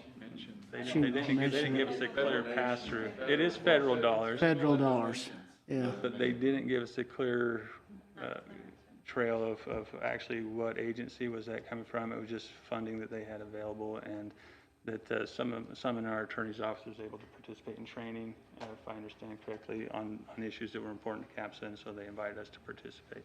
I don't know if you want to add anything to that or not. Blueprint for Safety. Yes, that's what it was called. We were taking that money and moving it into training in other areas rather than just coming to our office for more. It's being spread out amongst law enforcement agencies. As well, yeah. I think it was much bigger, and I don't know what else they're doing with it, but that was kind of the piece that was touching the county. I don't know if you have heard of any other program. That's the one that I'm aware of, though. I've been asked that, and it seemed like a very worthy organization, and I couldn't remember that we ever discussed CAPSA in the county, and so I'm assuming we never did fund them, but it almost appears as there's a need there. Yeah. She gave us Craig, remember that email? Wasn't it like $50,000 in need? Can we use CARES? 51,000, and that was some time ago. She's probably seen increases. Yeah. Since then. The CARES Act funding, I think, is the source that she's looking at getting. So Passing some of that through. research that, find out what needs to take place, whether we can just respond to an invoice and use that money, but we need to verify that. That's probably something that we'll discuss when we have our council member reports, but I just wondered if you knew anything about how they do it. Yeah, no, that, like I said, right now, that's the only one I would be aware of. A RAPS or a restaurant tax, they would actually be an ineligible entity for those fundings, but other funds we could possibly assist with. Any other questions? Any other questions of Cameron? I noticed Okay, Cheryl Warner was also asking about additional funding, and I didn't, maybe I missed it, but did she put anything in there for that, for what she was talking about in our? I don't recall any at this point. No, I don't have any in there for her at this point. Well, this is a public hearing that was supposed to start at 6, now we're 5 to 7. But we'll open it to the public if there's anyone in the public who wishes to address these Cache County budget changes. Okay, nobody's moving, so is there a motion to close? Second. All in favor? Aye. Okay, public hearing closed. I wanted to clap. I'll bring you a little tear next time. Okay, number 13, we have two resolutions that we've discussed already tonight. Resolution 2020-12 as initial proposals for consideration, amending the 2020 Cache County budget. I move to waive the rules. I guess we would. And approve resolution 2020-12, amending 2020 Cache County budget. Second it. Moved and seconded, all in favor? Aye. Aye. Any opposed? Thank you. And Resolution 2020-13, approving the issuance of the bonds for purposes of Section 147F of the Internal Revenue Code of 1986 as amended. From what I understand, there is no obligation to this county That's what I wanted to know, yeah. whatsoever. And as long as there is none, then I move to waive the rules and approve resolution 2020-13. Second. All right, moved and seconded, all in favor? Aye. Aye. Any opposed? Thank you. We've already taken care of items C and D under 13.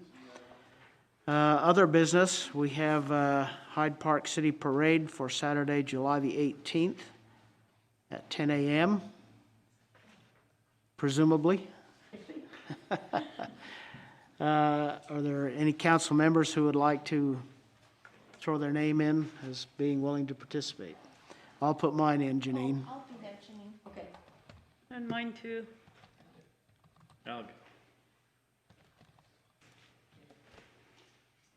So we got Barbara, I want Paul. to be out of town so bad that week. Not just because of that, no, but I really want to get out of town, so. I'll be Okay. done second row. And our county employee summer party scheduled for July 22nd. That's a Wednesday at 6 o'clock. And that's a little different format than before, I think. We're still looking at food trucks instead of John and I grilling hamburgers. Hey, Gordy and John were asking way too much money. Yeah. I would save some with the food We trucks. got a lot of tips, didn't we, John? We did. Had a lot of fun. They missed that. Okay. the last one. Council member reports. Gordon? You mentioned this earlier, and I really don't know what we should do, whether we should address it, or if she should look to see if we can give some form of a financial boost to CAPSA to help them get through this mess. I can feel the anguish in Jill's voice because of the fact that because of this, her group, her organization is really overwhelmed.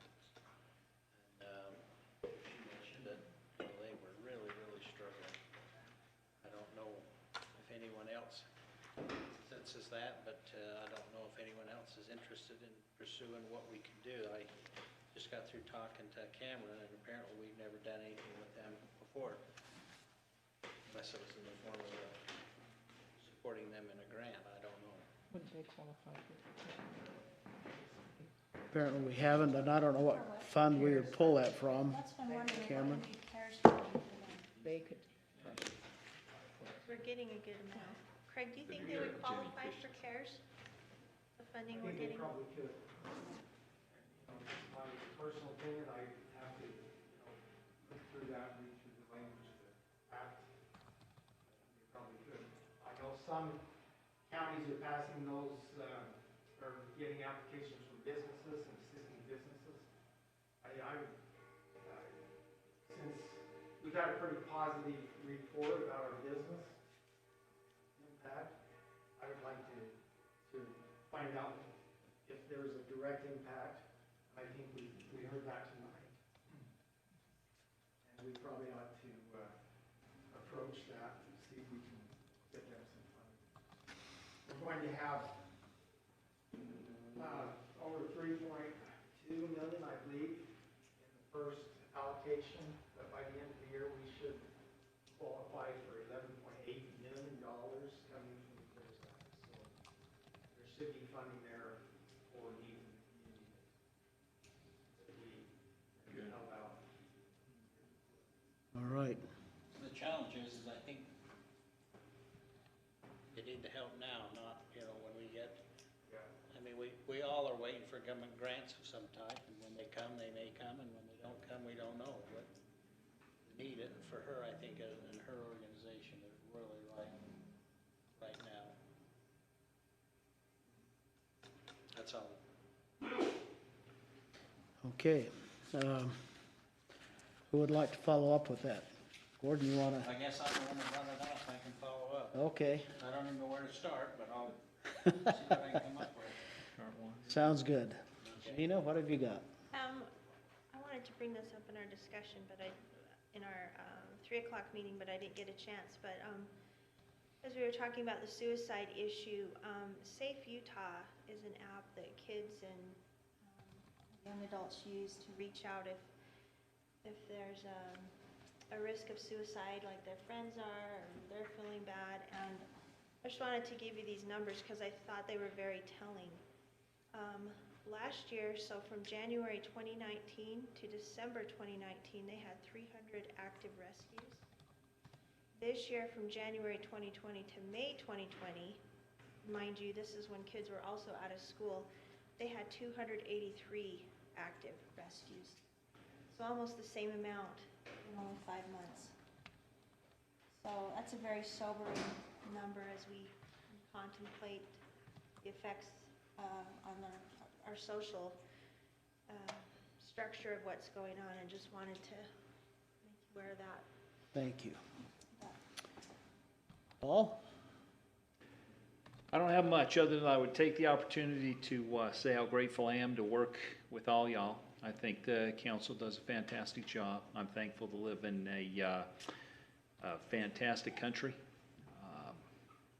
great county, and I appreciate the people that are here. Barbara?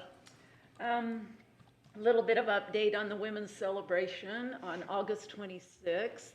It is going to be here on at the county courthouse.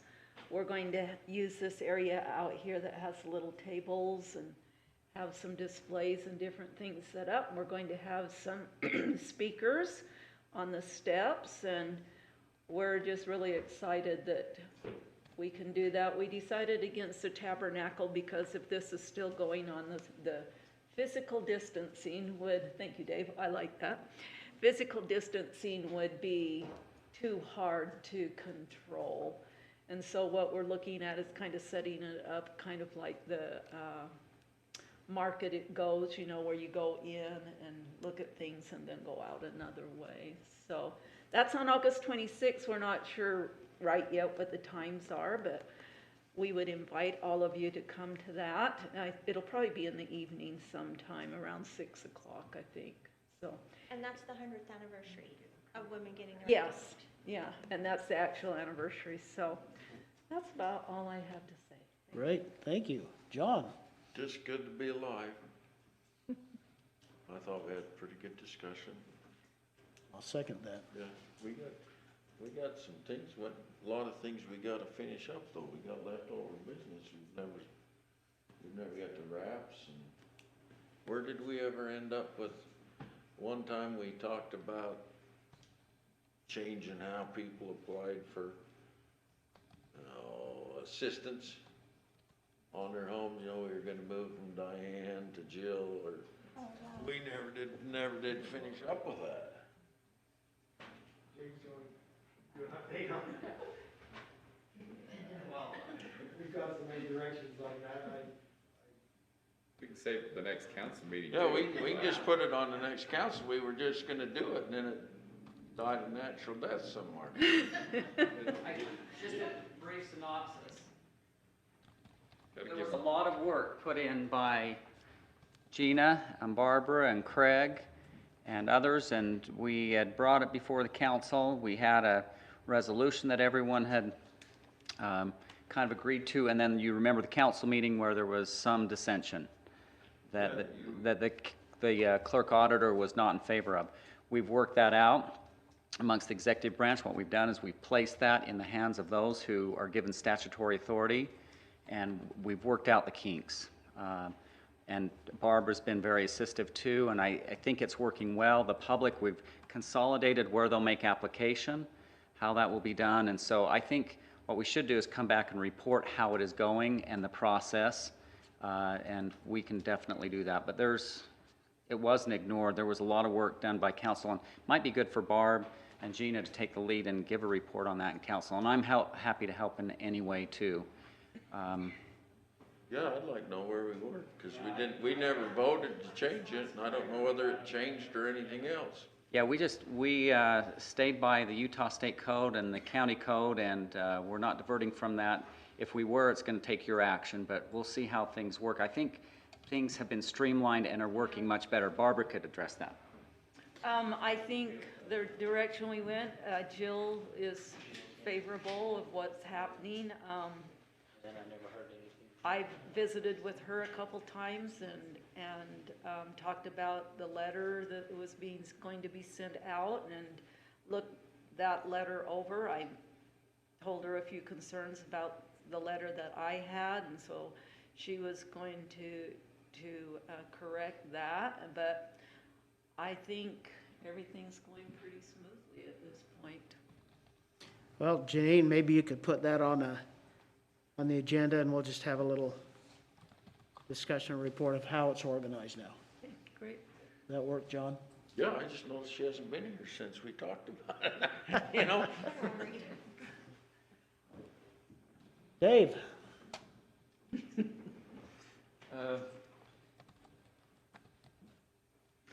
Our COVID discussion today I was so glad we had that. Yeah. I was so glad that there's a lot of common sense out there amongst a lot of the people in decision-making and process and all that stuff. And, you know, in trying to find a balance, I think it's invaluable. We're all trying to do that. We're trying our hardest to find a balance there. And that's what the whole process, that's why we come together, that's why we present motions, that's what we try to find a balance, although some people hate us in what balance we decide on. But again, that's called opinions. But there was one thing that really hit me in that whole discussion that I wanted to share, was just how there are things that we are infected by and things that we are affected by. And I think that's the balance that we're trying to pull together, is to sit there. And I think that we can do it. I think it's still taking some time for us to pull all that together. We will pull it all together, and just to make sure that the people that are affected don't have alternative things happening to them, to where, like I say, that disease is hurting them harder than those that actually are infected. So it's a tough one. It really is. And then I think today I finally felt like we were actually getting to the grassroots of the entire problem. And I think that we were given some factual data that has some deep meaning, that we can actually make some better decisions than just a few numbers given to us. So I appreciate that discussion that we've had. I think it's been dang good. So we talked about responsibility, everything, and I'm just happy to be able to work with you all. It's downright just fun to talk to you guys. Well, I felt the same way, and I'll not give my report on the 45-minute phone call I had with Dr. Krzyznik and with Dr. Jorgensen, and with somebody who called me a racist for saying that